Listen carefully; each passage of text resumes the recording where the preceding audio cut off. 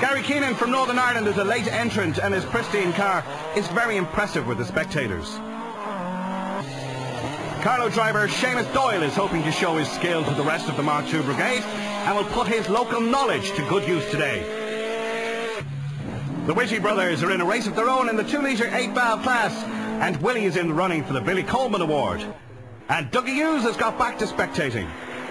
Enda O'Brien and John Butler are really setting the pace in their 1600 car.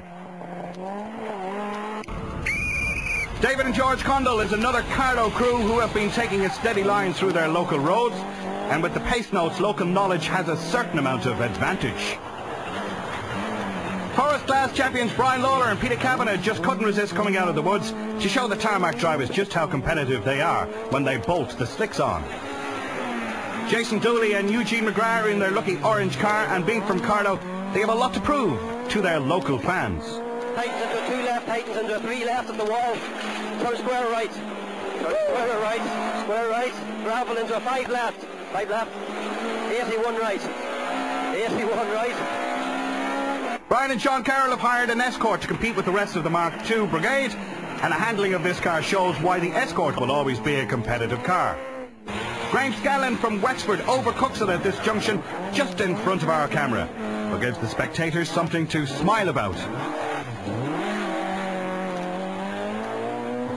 Carl Moore and Adrian Brolly from Donegal take the wrong line as our onboard camera shows.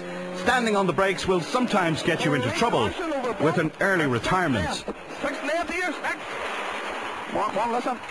Take the brake stopper, take the brake stopper. Oh, Jesus, am I?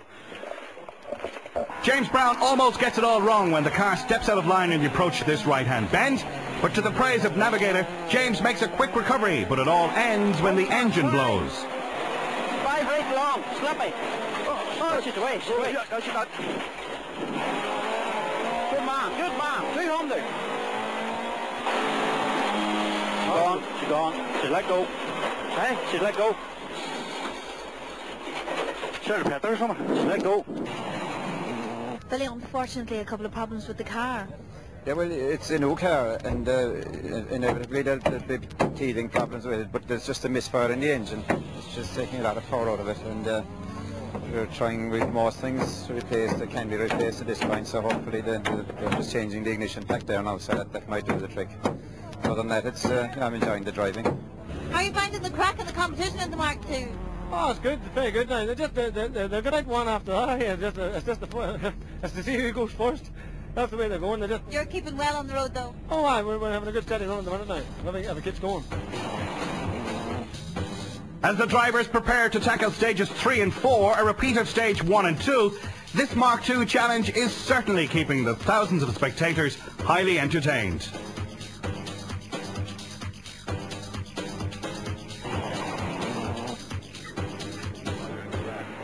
David James is in the lead despite being slightly hampered at the scene of the Reddy accident. However, he is close to having a big one of his own with the gravel and extra water on the stage. Left 3, immediately right 5.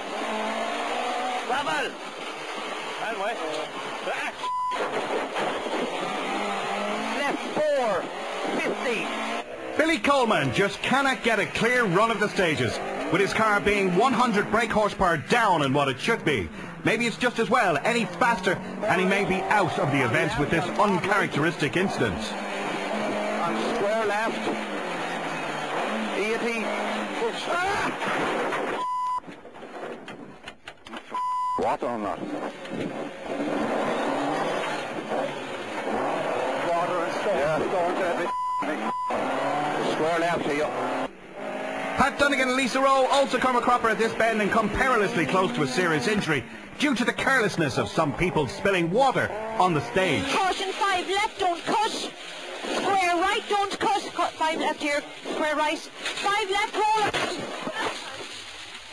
That's it. Stop. Okay, I have to get out. And as we can see from the accident, there was a considerable amount of damage to Dunnigan's car.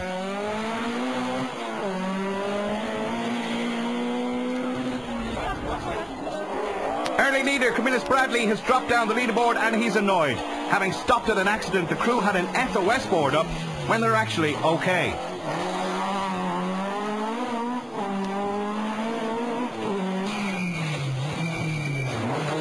And here's Tommy Kiley keeping the spectators entertained. The damaged car of Tommy Randall's tells its own tale of how the Kerryman has been driving. He really does like the gravel.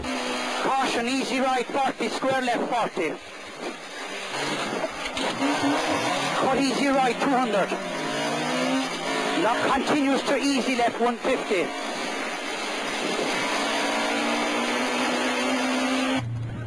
Eamon Murphy has no extra damage to report and is keeping it clean and tidy.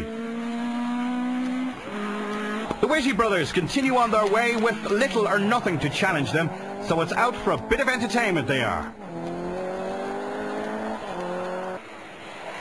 Pat Bonner is another driver to succumb to the infamous 5 left, and he doesn't get away without any damage when he breaks a wheel and sadly retires. And caution 5 left, don't cut, and square right, don't cut, like stones on them, 40 and 5 left.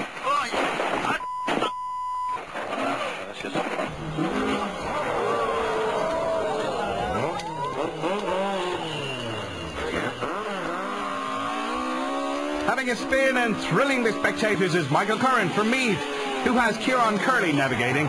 He's in a very unusual green machine.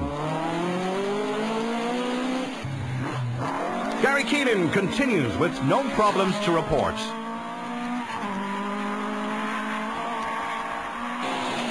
Mick and Neil Hickey from Wexford show just how close they come to crashing out, only for the saving of a round bale. And so the leaders after stage 4 of this Mark II challenge, David James in first, Pat Donegan in second, and the Whizzy brothers in third. Join us after the break when On the Limit Sports continues.